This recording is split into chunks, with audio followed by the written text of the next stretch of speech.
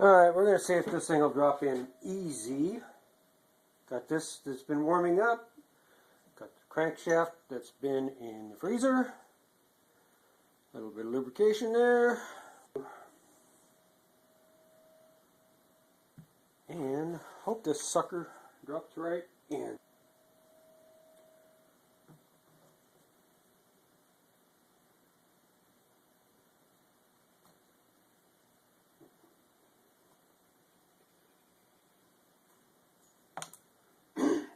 And here we go.